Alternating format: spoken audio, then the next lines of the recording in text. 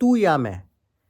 दोस्तों इस फ़िल्म को लेके अगर मैं आपको बोलूँ कि कुछ फ़िल्में ऑन सीरियस नोट ओटीटी के लिए होती है, ये मेरा कहना है। भले ही वो फ़िल्म अच्छी हो या बुरी हो।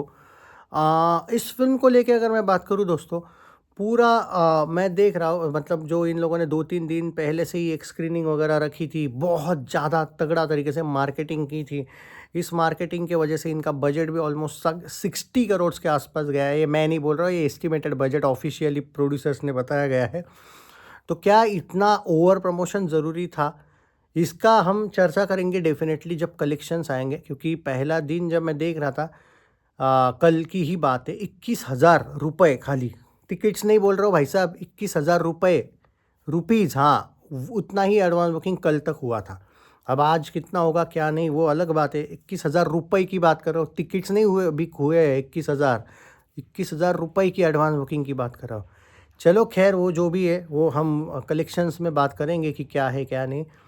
एक रिच गर्ल और एक पुअर बॉय, ऐसी आपने लव स्टोरी वगैरह बहुत बार देखी होगी, लेकिन इसमें थोड़ा डिफरेंट है। एक रिच गर्ल, अमीर लड़की, और एक गरीब लड़का, और उनके सर्वाइवल की ये कहानी है।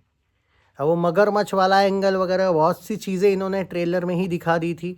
इस फिल्म को लेके एक हाइप बनाई गई है कि इसके सॉन्ग्स वगैरह बहुत तगड़े हैं, थिएटर्स में बहुत अच्छे लगेंगे। ऐसा कुछ नहीं है दोस्तों, बट एक बात ज़रूर कहूँगा कि इस फिल्म में अगर कुछ बेटर है तो इस फिल्म की सिर्फ कंसेप्ट।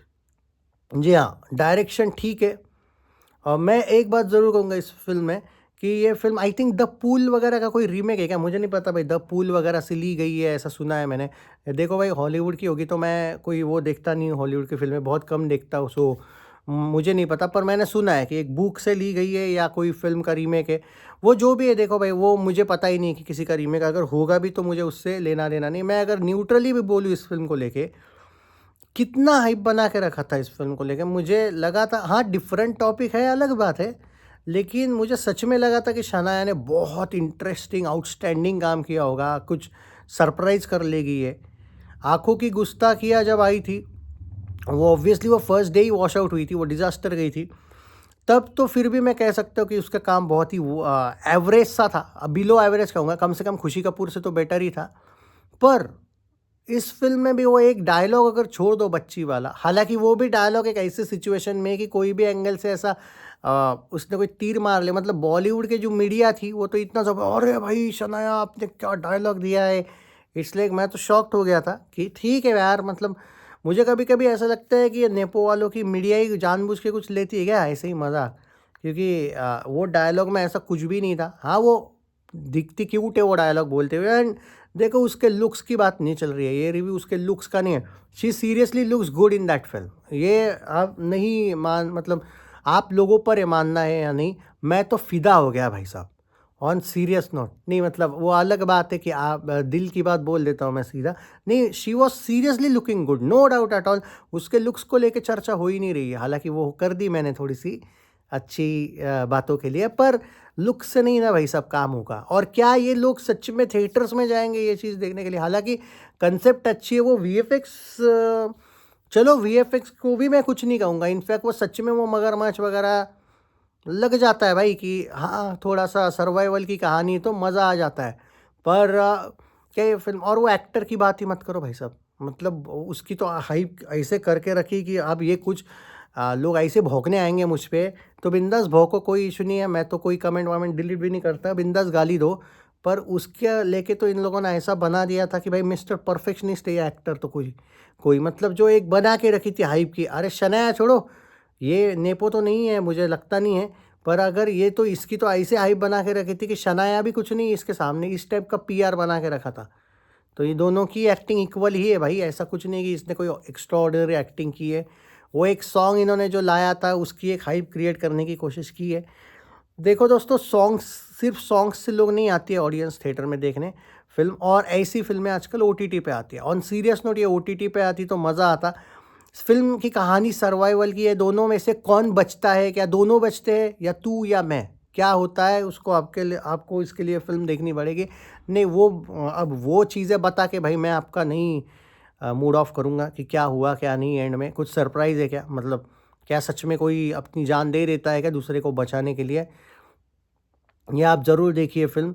पर ये थिएटर में देखिए, ये मैं बेवजह आपको रिकमेंड नहीं करूँगा भाई। बाद में आप बोलोगे कि यार ये तो हम ओटीटी पे भी देख लेते, क्योंकि भाई आजकल वेब सीरीज़ भी इतनी ज़बरदस्त बनती है ना ओटीटी की, वो उस टाइप की वेब सीरीज़ तो यार मतलब इससे भी ज़्यादा थ्रिलर्स।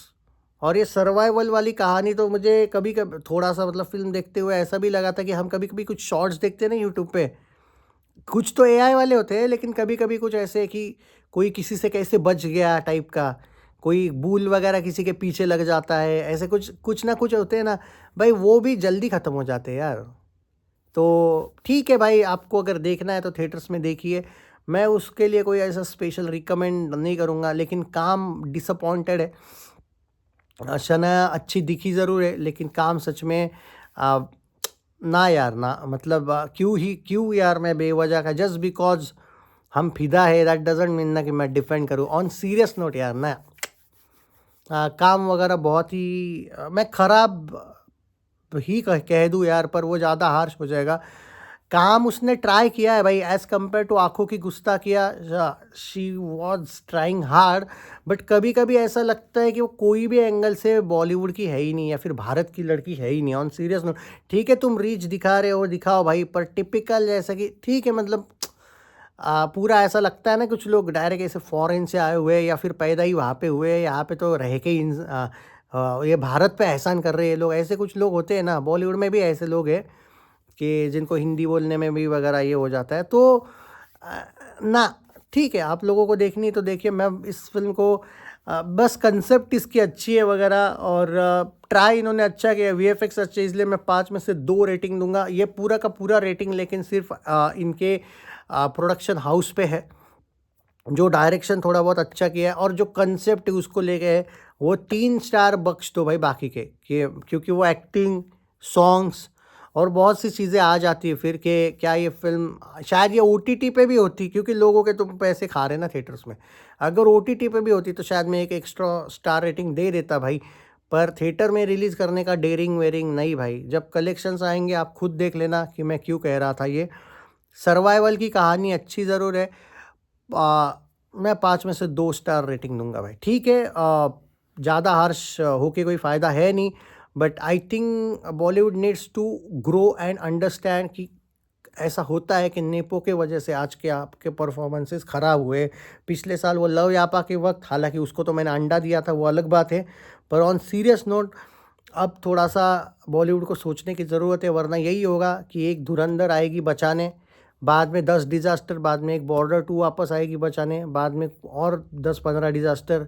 ये ना हो, वरना मुश्किल है, एक फ़िल्म से बॉलीवुड का कमबैक नहीं होने वाला boss. You needs to understand this and before it's too late. क्योंकि अब हर साल ऐसा हो रहा है कि बॉलीवुड फेल ही जा रहा है, बस इक्का दुक्का फिल्में, या फिर 100-150 फिल्मों में से 4-5 फिल्में चलना, या फिर 10 फिल्में चलना, उसमें से 4-5 ब्लॉकबस्टर, बाकी सारी एवरेज इक्का दुक्का हिट, और बाकी 90 या 95 डिज़ास्टर। ये नहीं होने वाला भाई, वरना कमबैक तो उसको एक फिल्म से कमबैक नहीं बोला जाता है भाई। चैनल सब्सक्राइब नहीं किया है तो कर लीजिएगा। Take care.